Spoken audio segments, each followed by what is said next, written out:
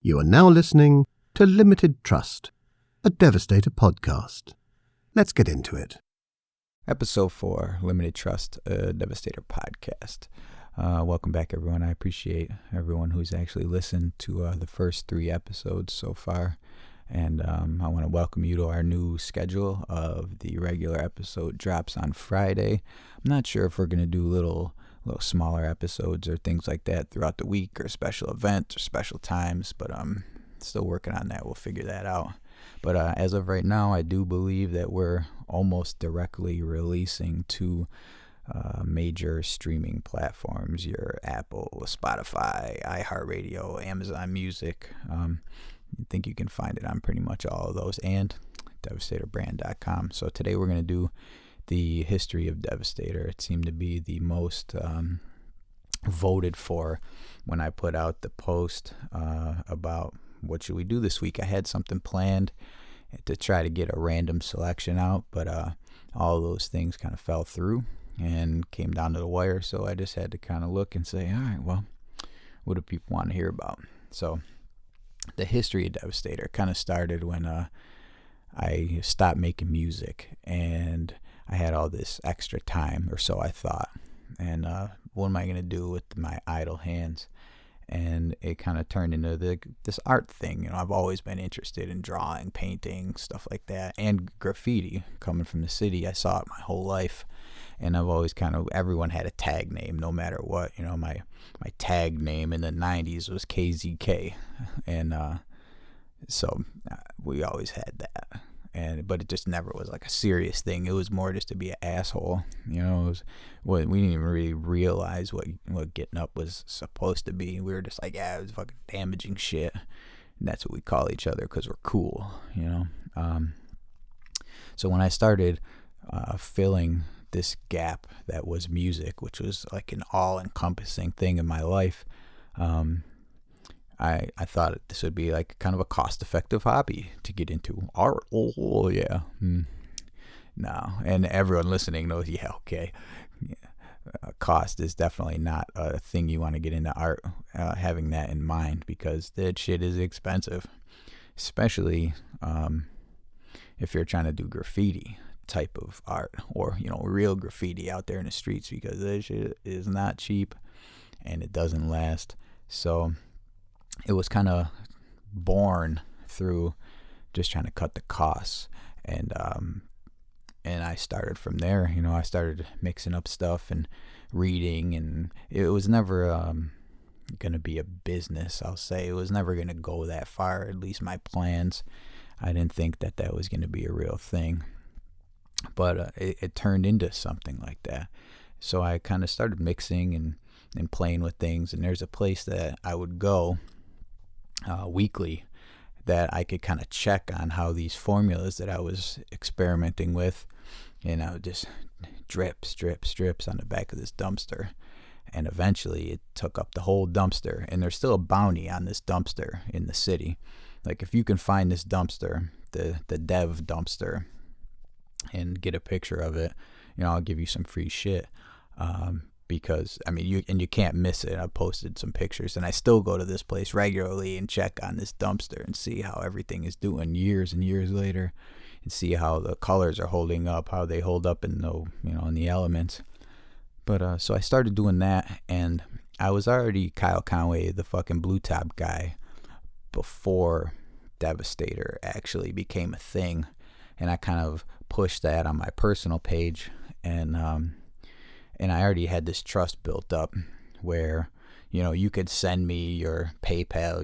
Actually, it was only PayPal at the time. You could send me your PayPal, and you would get your goods, like, no matter what. My thing wasn't, you know, fucking people. So I kind of built up this name, this reputation for, at the very least, doing good business. I might have not been a nice person to everybody, and so I actually came in with a step up than a lot of people do, because I already had this solid reputation built, and trust is a big part of it, because I've seen, you know, pages that have started with their website, and next thing you know, their comments are just full of, when's my stuff coming? You know, it's been 86 weeks. Where's my stuff? It turns into like a joke.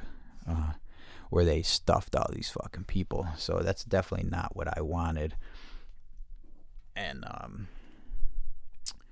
well, I started out pretty rough, just kind of taking the normal pictures and things like that, pushing this whole Devastator thing, and just trying to make it look good, but very for the streets, talking shit to people if I had to or felt like I had to, and arguing in the comments. And then all of a sudden one day, this kind of Instagram got kind of sissied out, and I kept getting strikes, strike after strike after strike.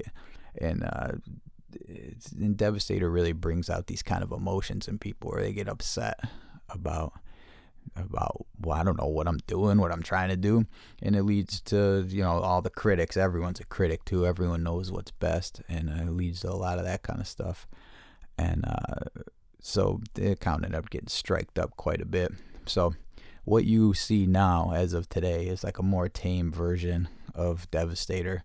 And things came with the more wild version, like the animal pack, where I would send an achievement to people who would fight in the comments with other people. And all of a sudden you'd get this message with your achievement unlocked. Welcome to the fucking animal pack. And it was like a badge of honor for a lot of people. And I really enjoyed that. I appreciated being able to let people know that I see what you're doing, and I do appreciate you sticking up for us. We also had a few collaborations over the years. And I think our first one would be with Art Exhibition by Misguided Saints, is what they're known by now. But at the time, they were Cali Dade clothing, and it was a cool sweatshirt that was made with Basquiat theme. It was a cool one. It was especially nice to get out of the gate with that. So I appreciate that. And we did a shirt release with the Orange Noir, and I thought that was really cool too. He's really doing some cool shit over there. We did a cool sticker with Kever, which those are super cool actually, and he took care of all of it. So I think another one of those is due. Let's see. So another thing where Devastator kind of came from was keeping it, I don't want to say original. Well, there's a word, but I don't know what it is off the top of my head. It was for the streets, I want to say. It's not for everybody, and some people who have gotten used to using this have called it, it's like a professional tool. You fill your mop, you go out, you fucking ham out, you drain the whole mop, you maybe fill it again while you're out, and then when you're done with it, you ran the whole thing, you kind of throw it in the garbage, because I've explained that the actual damage fluid itself, it's not smart fluid. All right, it doesn't have an on or off switch that you can just turn on, and then when you're done doing your fucking graffiti, you turn it off, and then it goes back to its state of rest. Once you put it in a mop, which is definitely not airtight at all. It may seem like it, but it's not. It wants to harden. I mean, that's what it wants to do by nature. That's how it was designed. It was designed to be rock fucking solid, and it doesn't know the difference between the inside of a mop or a wall or a sign. So it will eat all the available air that is in the mop first before it starts to eat the whatever. It will eat everything. It will harden, it'll solidify. It doesn't know the difference. So I always say, you can get a month out of a mop if you're slow, but you got to take care of it. You got to dab it. You got to fucking, you got to keep it wet. You got to keep it shaken. So keep it in the refill bottle, which is why when you get a mop, it's got an empty mop and 2 refill bottles. It's lasted years in those refill bottles. Those are good. Hard plastic. It doesn't let a whole lot of air in, not that I've ever been aware of anyway. And even then, when you got those on the shelf, give them a little rattle every so often, just to keep it mixed up, keep the pigment moving around.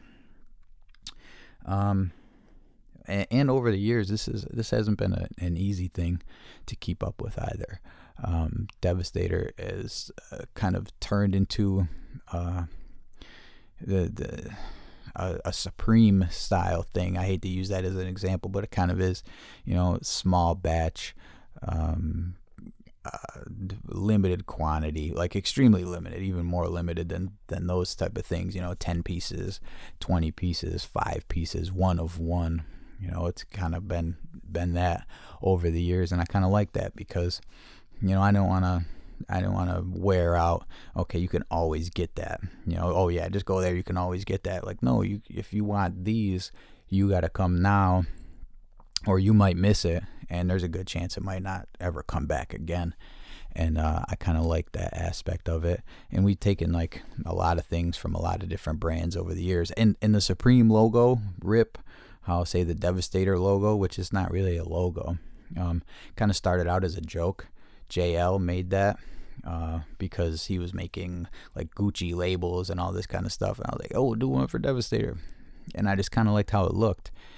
And it wasn't supposed to stick around, but people liked it, and it kind of looked nice. So I kept it around, and I got a lot of shit for that over the years. Oh, you'll be originals. Look, everyone knows the amount of people that I deal with and the amount of people that I know. If I wanted a fucking logo, I could have 20 of them by the end of today from some of the best artists, on the planet. Really, not even just in the United States, but from anywhere.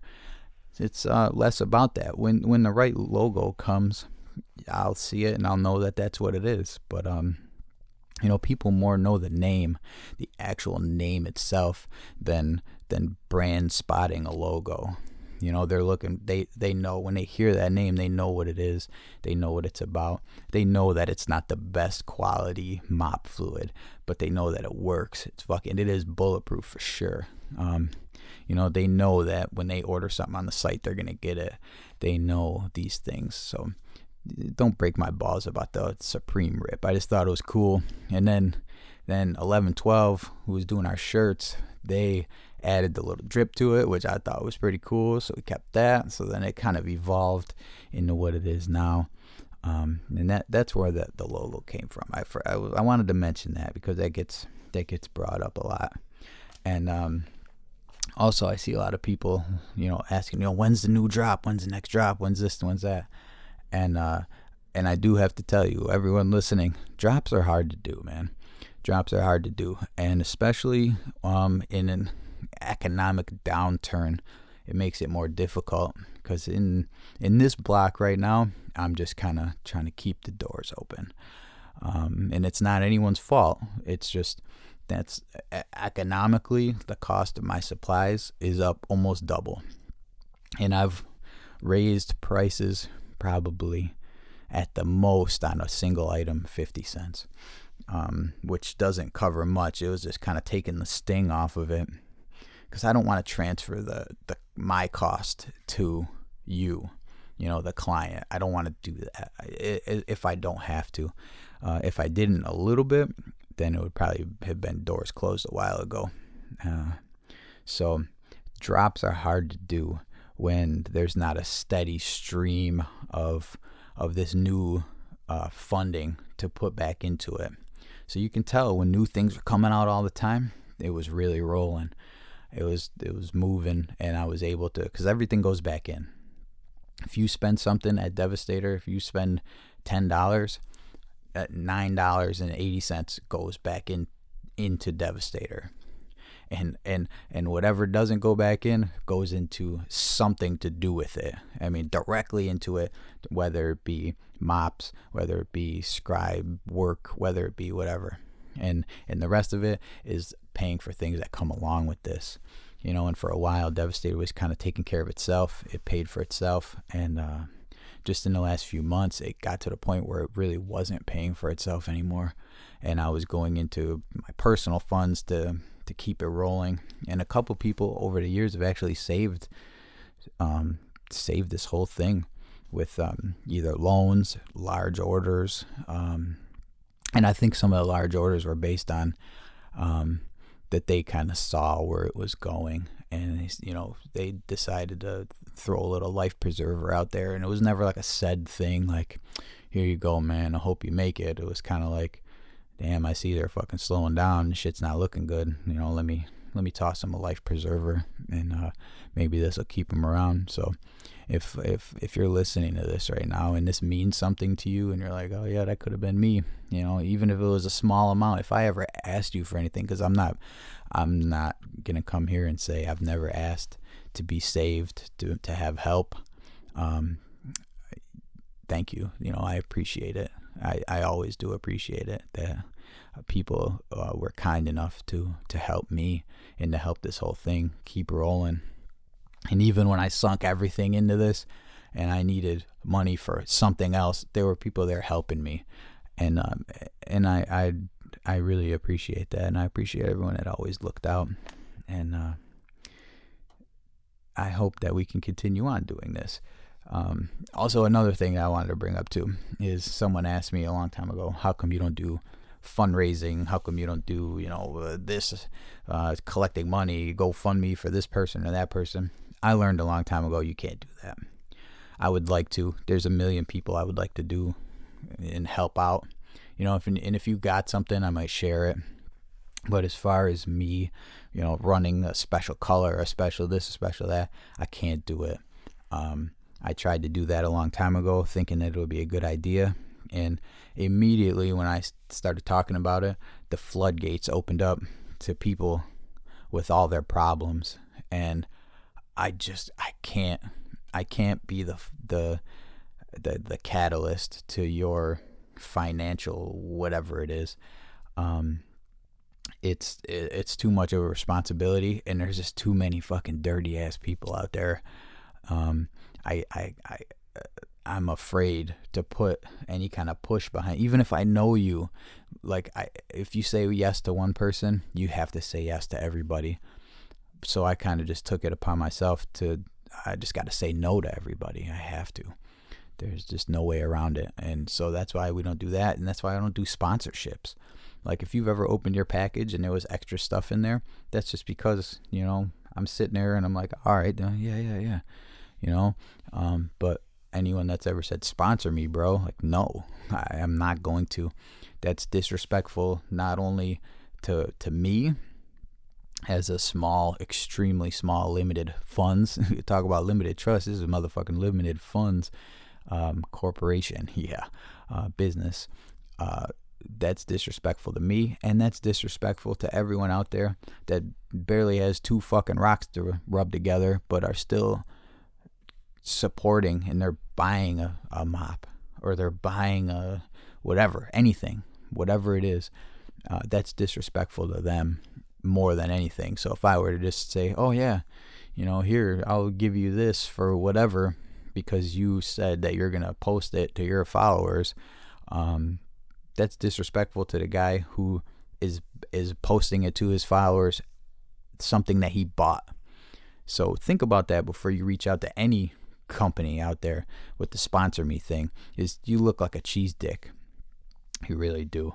No one cares. You can, and even if you can't afford to buy something, people who share stuff, people who repost things, like that means a lot to me. I don't know if you knew that or not, but when you're reposting, when you're sharing something that you think is cool, I don't care if you got 5 followers or 5 million followers, like, I appreciate that.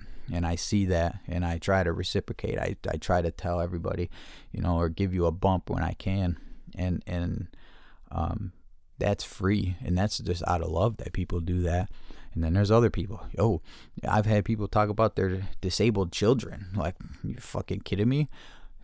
You want free? Dude, worry about what you got. It sounds like you got a lot going on at the house. You shouldn't be in the inbox trying to fucking score free mops and scribes for your kid. That's just crazy to me. I would never do that. I have a lot of kids, and I would never be in the inbox of fucking Crocs talking about my kids are disabled, I need some Crocs or something, because they like them. Nah, man, you got shit to figure out. Your priorities are fucked up. All right, I'm kind of going on. Oh shit, we're at 20 minutes. Oh man, I fucked this all up rambling. Whatever. I got a little stupid notes here, but the notes seem to kind of fuck me up. more than anything.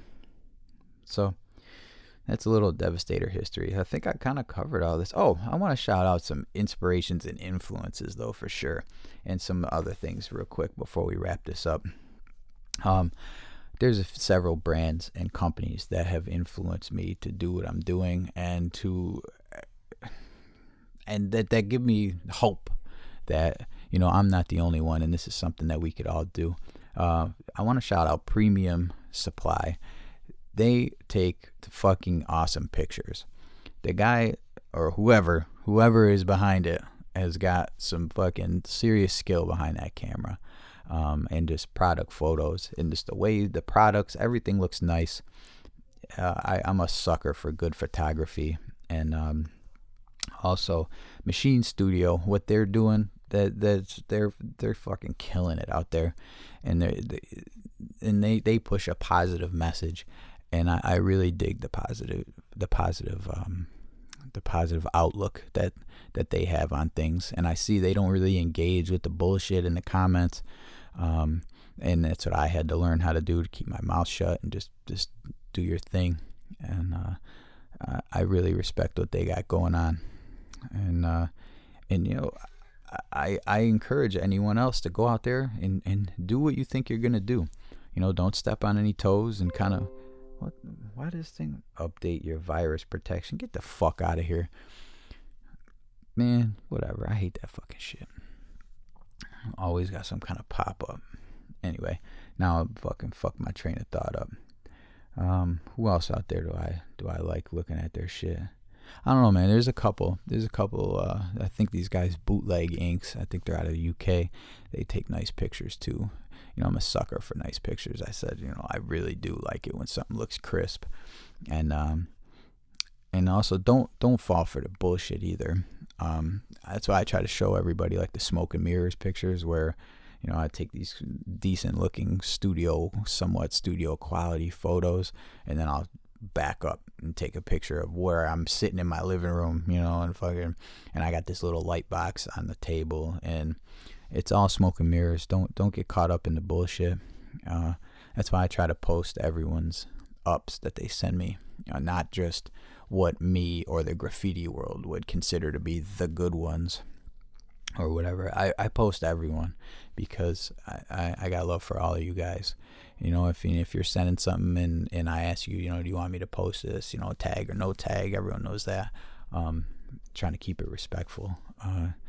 That's because, you know, I'm not hiding things. I'm not only showing you, you know, this perfect thing, this staged drip. That I'll show you whatever. I'll show you everything. I'll show you what you can do. I'll show you what, you know, where some people start and where some people with a lot of practice with our stuff end up, and the results you can achieve. And that's what I try to do. So I don't know, maybe I'm going on too much. But I guess we'll chop this one off for today.